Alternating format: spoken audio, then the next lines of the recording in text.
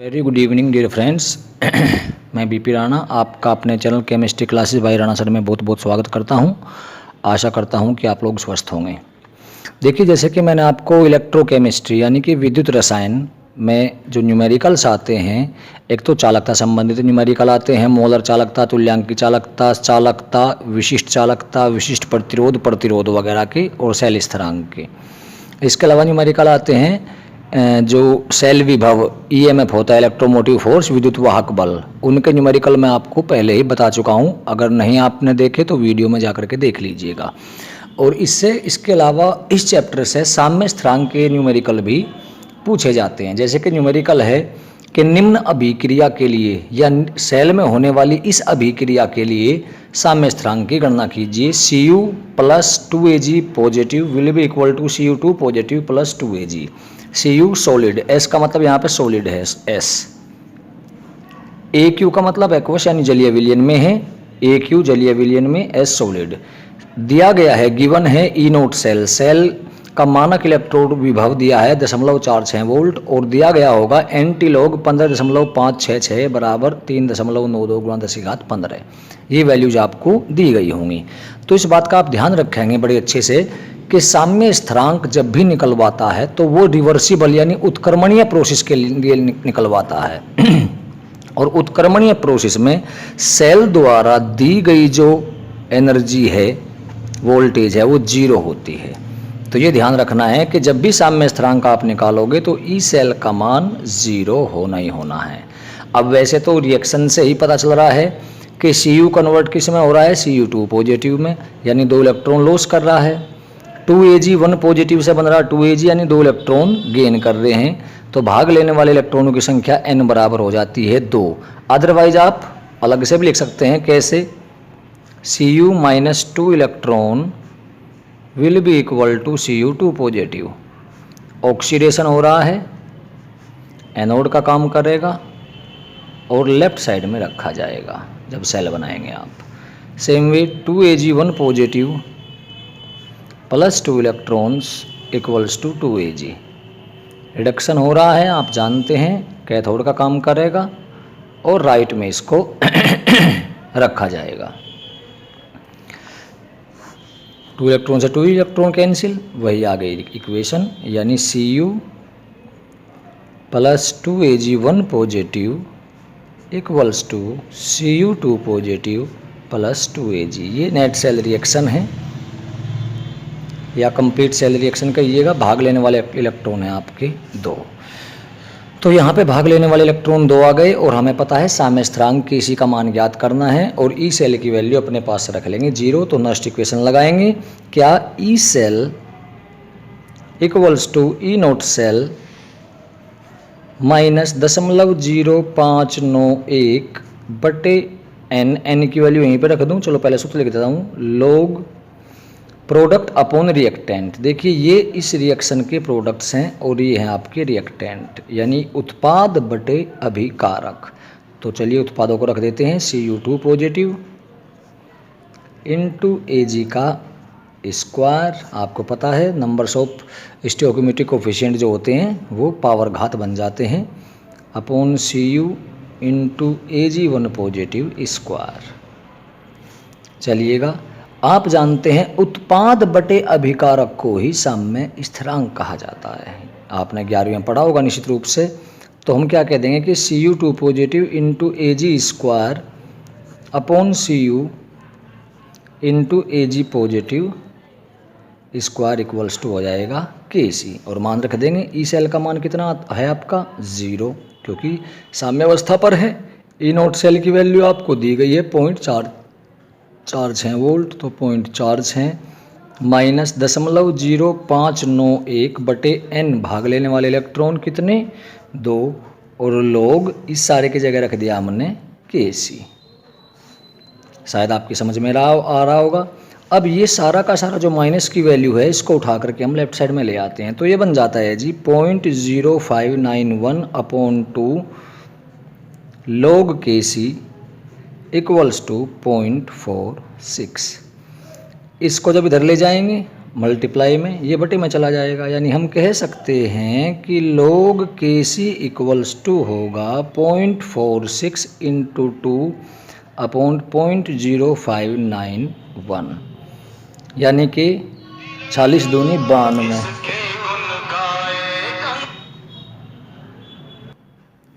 तो 40 दूनी 92 0.92 अपॉन 0.0591। जब इस 0.92 को आप 0.0591 से डिवाइड करेंगे तो ये आ जाएगा आपका 15.566। तो log Kc इक्वल्स टू आ गया आपका 15.566। जब Kc को इधर रखेंगे, log को राइट में ले जाएंगे तो यहाँ मल्टीप्लाई में है तो वो डिवाइड में आ जाएगा। तो हम कह सकते हैं कि Kc equals to 1 upon log 15.566 और 1 बटा log को ही एंटी log कहते हैं, ये ध्यान रखें। Because 1 upon log equals to anti log anti log। तो हम कह सकते हैं कि Kc equals to anti log 15.566, जिसकी वैल्यू आपको दी गई है। अगर बाई चांस पेपर में वैल्यू ना दी गई हो तो आप यहाँ तक भी छोड़ सकते हैं, लेकिन जब दी गई है तो इसकी वैल्यू रख देंगे आप 3.92 गुणा 10 की घात 15। तो इस प्रकार आपका Kc की वैल्यू निकल जाती है। करना कुछ नहीं होता, बिल्कुल ध्यान केवल 2 चीज़ों का रखना है। इसमें हमें ई नोट सेल की रिक्वायरमेंट होती है। ई नोट सेल या तो दिया गया होगा या सवाल में निकालने के लिए आपको क्लू दिया गया होगा। ई सेल की वैल्यू 0 रखनी होती है। रिएक्शन को देख करके, अभिक्रिया को देख करके आप एन की वैल्यू फाइंड कर सकते हो। ऊपर प्रोडक्ट रखने होते हैं, नीचे रिएक्टेंट रखने होते हैं। वैल्यू भी उनकी अगर कॉन्सेंट्रेशन दी हुई हो उससे कोई मतलब नहीं है, केवल हमें यहाँ पे इसकी जगह पर रखना है Kc। तो इस प्रकार आप न्यूमेरिकल को सोल्व कर सकते हैं। चलिए एक न्यूमेरिकल और देख लेते हैं। इसमें क्या दिया गया है कि डैनियल सेल में होने वाली अभिक्रिया के लिए साम्य स्थिरांक Kc की गणना कीजिए। सवाल में केवल आपको ये दिया गया होगा, इसके अलावा आपको कुछ भी नहीं दिया गया होगा, क्योंकि आपको पता रहना चाहिए कि डैनियल सेल में जो इलेक्ट्रोड होते हैं वो जिंक और कॉपर होते हैं।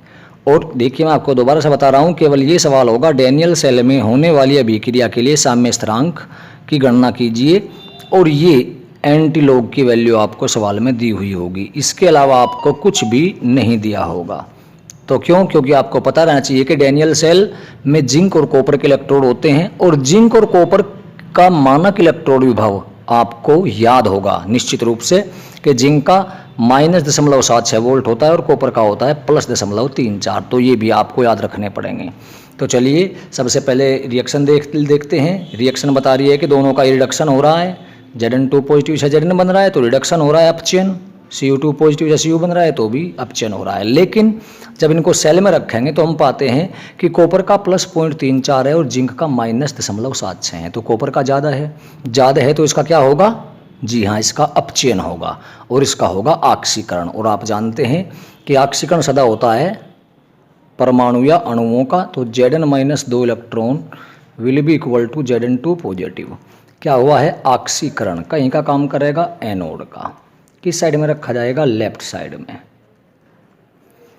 तो अपचयन किसका होगा? क्यूपरिक आयनों का, क्योंकि अपचयन सदा आयनों का होता है सदैव। Cu2 positive +2 electron will be equal to Cu। क्या हुआ है? रिडक्शन हुआ है, कैथोड का काम करेगा और रखा जाएगा राइट में।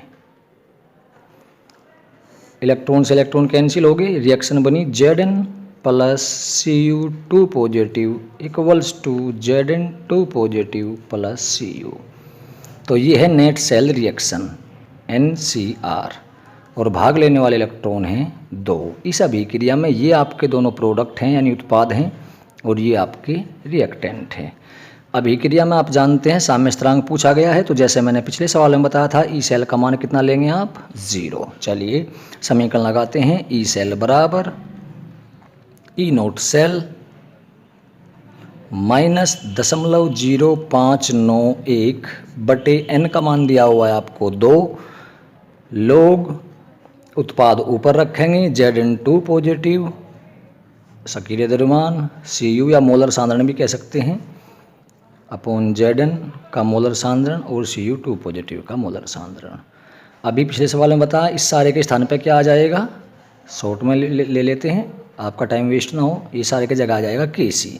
अब बात रही ई सेल का, हमें मान प्राप्त है ई नोट सेल। पहले सवाल में ई नोट सेल दिया गया था 0.46 वोल्ट, लेकिन इस सवाल में आप निकाल लेंगे। कैसे निकालेंगे जी? ई नोट सेल बराबर ई नोट हायर माइनस लोअर, ई नोट ज़्यादा माइनस ई नोट कम, या ई नोट कैथोड माइनस एनोड कह लीजिए। ज़्यादा किसका है जी? कॉपर का है जी। कम किसका है जी? जिंक का है जी। तो घटा देंगे कि 0.34 माइनस माइनस 0.76, यानी ये आ जाएगा 0.34 प्लस 0.76, और ये आ जाएगा 1.1 वोल्ट। ये वैल्यू आ गई आपकी ई नोट सेल की, और बस मान रख दीजिए, कुछ भी नहीं है। तो ई सेल का मान कितना है जी? 0। ई नोट सेल का मान निकाला 1.1 माइनस 0.059 बटे 2 लोग, इस सारे के स्थान पे क्या रख देंगे जी? जी हाँ, Kc। सेम प्रोसेस, इसको इस साइड में ले आइएगा उठा के, तो माइनस 0.0591 बटे 2 लोग Kc बराबर 1.1। लोग Kc को यहीं रखेंगे, इसे दाहिनी ओर, क्योंकि ये माइनस में है तो इधर आके प्लस में हो जाएगा कन्वर्ट। तो लोग Kc को यहीं रखेंगे, 2 ऊपर गुना में चला जाएगा, ये नीचे भाग में। तो लोग Kc बराबर 1.1 गुणा 2 बटे 0.0591, यानी 11 दूनी 22, 2.2 बटे 0.0591। जब 2.2 को 0.0591 से आप डिवाइड करोगे तो ये आ जाएगा 37.225, जो कि आपको दिया गया है 37.225। तो लोग Kc बराबर आएगा ये। अब Kc बराबर लोग गुणा में है तो 1 के बटे में चला जाएगा, 1 बटा लोग 37.225, और 1 बटा लोग को क्या कहते हैं जी? एंटी लोग। तो हम कह सकते हैं कि Kc बराबर एंटी लोग 37.225, और एंटी लोग 37.225 की वैल्यू आपको दी गई है 1.94 गुणा 10 की घात 37।